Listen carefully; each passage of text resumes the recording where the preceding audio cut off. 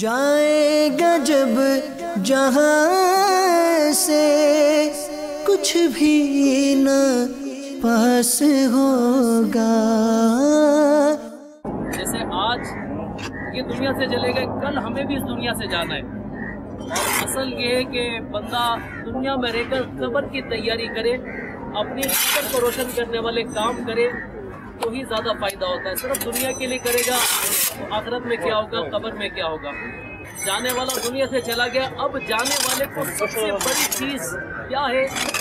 وہ یہ قبر میں جانے کے بعد انتظار کرتا ہے کہ میرے گھر والے، میرے رشتہ دار، میرے دوست احباب میرے لیے کیا تحفہ بھیجتے ہیں. تو جو دنیا سے چلے گئے ہیں ان کے لیے ہمیں ایصال ثواب کرتے رہنا چاہیے، بلکہ ہم قبر میں مردہ ڈوبتے ہوئے لوگ کی مانند ہے کہ جیسے وہ کسی چیز کا انتظار کر رہا ہے.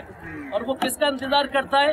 اپنے گھر والوں، رشتہ داروں، احباب، دوست احباب کے کیے دعائے مغفرت کی جانے، ایصال ثواب کیے جانے کے بارے میں مطلب وہ اس کا انتظار کر رہا ہوتا ہے. تو آئیے ہم سب بھی ہمارے حاجی عبدالغفار مرحوم جو آج انتقال کر چکے ہیں، ان کی قبر پر موجود ہے اور یہاں اچھی اچھی نیتوں کا بھی ایصال ثواب کیا جا سکتا ہے. جیسے کوئی نمازی نہیں تھا تو اب نماز پڑھنے کی نیت کر لے اور یہ نیت کر لے کہ یہ حاجی عبدالغفار کو مطلب اس کا ثواب بھی پہنچتا رہے تو اللہ کی رحمت بہت بڑی ہے. 2 گز کفن کا کپڑا تیرا لباس ہوگا. 2 گز کفن کا کپڑا تیرا لباس ہوگا. اللہ تیری رحمتوں کے پھول نازل فرما. جن کے تیرے بندوں نے ہاتھ اٹھایا، جن کے ہاتھ تیری بارگاہ میں قبول ہے، ان کے صدقے میں اس مرحوم کی مغفرت فرما دے. ان کی اولاد کو صبر جمیل عطا فرما.